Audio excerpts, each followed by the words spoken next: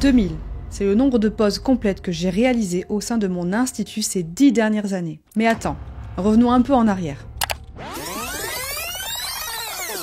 Quand j'ai débuté, lors de mes premiers jours de formation, j'étais environ à 4 heures pour réaliser une pause complète au Chablon.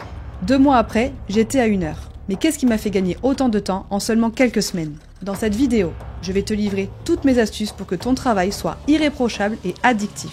Le but, que tes nouvelles clientes ne puissent plus se passer de toi et restent fidèles sur le long terme. Que tu sois débutante ou un peu plus avancée, avec ma méthode, tu vas éviter toutes les erreurs qui font perdre un temps fou et qui rendent l'aspect final de ton travail pas terrible. Allez, on rentre directement dans le vif du sujet, c'est parti! Pour commencer, sache qu'on a toutes été débutantes à un moment ou à un autre. Donc on a toutes mis plusieurs heures sur nos premières prestations.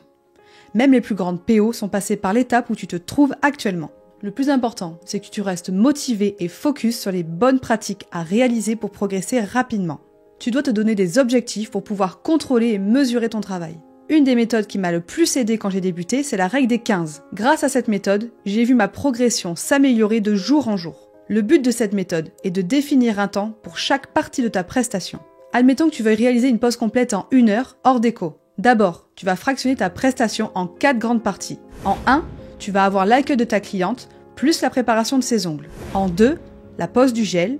En 3, le polissage. Et en 4, l'application du vernis plus l'encaissement. Pour chacune de ces parties, tu dois réaliser un temps de 15 minutes. Et oui, très peu y pensent au début, mais la prise en charge d'une cliente, que ce soit à l'arrivée ou au départ, fait partie de ton temps de prestation. Tu dois l'inclure dès le début dans ta pratique pour ne pas avoir de mauvaises surprises lors de la prise de rendez-vous de tes clientes. En ce qui concerne la règle des 15, je te le dis clairement, au début tu n'y seras pas du tout. Mais c'est normal. En premier lieu, tu dois te concentrer sur ton objectif principal, qui doit être de te familiariser avec la ponceuse, l'application du gel et l'application du vernis. C'est seulement lorsque tu maîtriseras parfaitement chacune de ces étapes que tu pourras commencer à tester la règle des 15. Quand j'ai débuté, pendant mes séances de pratique, lors de chaque nouvelle prestation, je me donnais environ pour objectif 5 minutes pour arriver au bout des 2 mois de pratique à 1 heure de temps de prestation. Et j'ai réussi à atteindre cet objectif. Je te dis ça pour te motiver et te montrer que c'est possible d'être rapidement apte et que tu n'as pas besoin d'attendre 6 mois pour réaliser des temps corrects. Pour ma part, c'est grâce à la pratique constante et aux bons conseils que j'ai eus et aux erreurs que j'ai réalisées qui m'ont fait grandir et que j'ai pu progresser aussi rapidement. Malgré mes doutes et mes craintes, et même mes baisses de motivation, je n'ai rien lâché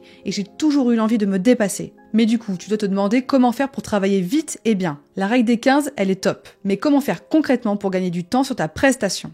D'abord, tu dois être organisé. J'en ai déjà parlé dans ma dernière vidéo, mais c'est vraiment la clé de ta progression. Un plan de travail rangé est un gain de temps énorme. Si tu ranges tes produits et ton matériel au fur et à mesure après leur utilisation, tu gagneras du temps sur toutes les étapes. Car si ton plan de travail est désordonné, tu vas passer ton temps à chercher les choses. Et en plus, tu ne seras pas correctement assise et donc pas à l'aise pour effectuer correctement ton travail. Ensuite, tu dois rester concentré. Tu peux discuter avec ta cliente. Mais discuter ne veut pas dire s'arrêter de travailler ou d'être moins concentré sur ta prestation. Si tu vois que la qualité de ton travail en empathie, essaie de moins discuter le temps que tu sois plus à l'aise et que tu gagnes en confiance en toi et en expérience. Mais sache aussi que ta cliente, elle est d'abord là pour ton travail et aussi pour se confier et que tu l'écoutes. Tu dois aussi travailler avec une ponceuse à pédales de qualité. Je ne le répéterai jamais assez, mais utiliser une ponceuse à pédales et la maîtriser parfaitement te fera gagner un temps considérable sur ta prestation. Il y a encore beaucoup trop de PO qui utilisent des ponceuses sans pédales et qui perdent un temps fou. Pour finir, applique-toi sur la pose du gel.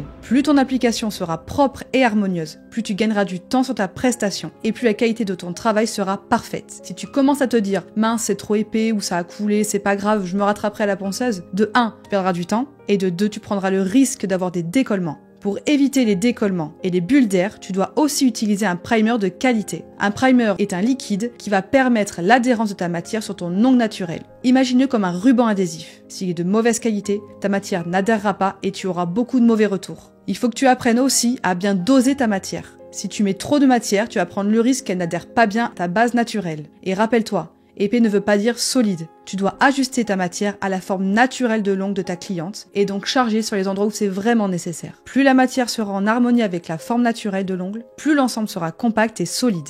Mais attention, ne colle pas trop ta matière au niveau des cuticules, sinon ta pose d'ongle finira par se décoller ou créer des bulles d'air sur les parallèles et au niveau des cuticules. Pense au fait que ta cliente va se servir de ses mains pour absolument tout dans sa vie. Tes extensions d'ongles doivent résister à la repousse, mais aussi à la manutention et au travail manuel. Et pour finir, Utilise des produits de qualité. Je sais, je le répète à chaque vidéo. Mais rien que ça représente 50% du travail. En alliant des produits de qualité et une bonne technique, ton travail sera plus propre et tu auras une meilleure tenue sur le long terme. Dans la description de cette vidéo, tu trouveras la liste complète des produits et du matériel qu'il te faut pour réaliser des poses complètes comme une pro. Et voilà, cette vidéo est maintenant terminée. J'espère que toutes mes petites astuces et mes petits secrets t'ont aidé à avancer. Si tu as des questions ou des astuces toi aussi à nous faire partager, n'hésite pas à nous mettre un petit commentaire. Si cette vidéo t'a plu, n'oublie pas de liker et t'abonner à ma chaîne pour ne rien manquer. Ça m'aidera aussi à me faire connaître et à aider plus de PO. C'était Jenny, je te dis à très vite dans une prochaine vidéo.